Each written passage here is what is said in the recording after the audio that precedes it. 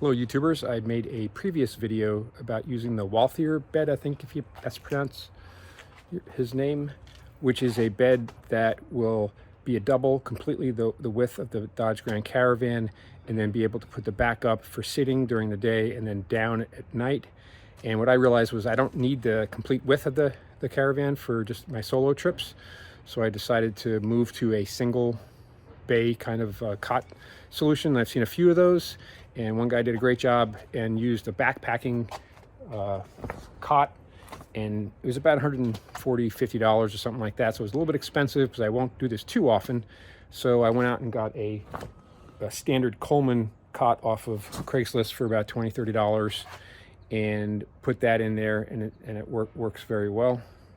I used to have my refrigerator, Dometic 35-liter quart, whatever, refrigerator right there, but I won't be able to fit there right now. So I'm planning to move it over here where I used to keep a jackery, and I actually had a little table that I could prepare foods from, and I actually had a faucet and a sink in there, but I don't think I will actually continue to use that because my trips are fairly short. I'll probably put my jackery battery system up front there, have the refrigerator cooler there. I'm still going to be able to have the seat on the side, which I really wanted to have, and then I'll probably just have a small table I make out of a cardboard box. I cut out the legs kind of thing, just for putting things on. I'm planning to use an air mattress that I bought at Walmart years ago, and I had an extra topper, looks like a 3-inch topper that I cut down to 29 inches across. So if I go around back here, it fits in very well.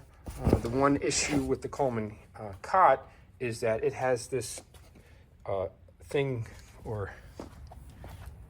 that sticks out at the end, and that's to help you make this taut by stepping on it, putting a vertical step on it, and then pull up on the whole cot to put this little nub into this thing.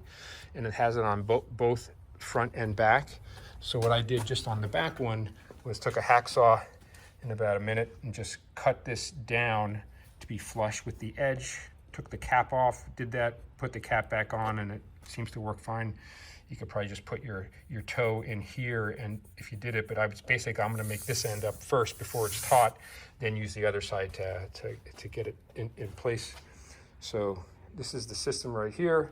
I like having this area back here. A woman had a 3-level bathroom kind of square fixture, which would be nice to have, that then you could have the vertical space available for storage. And otherwise, everything looks pretty good, and looking forward to using it.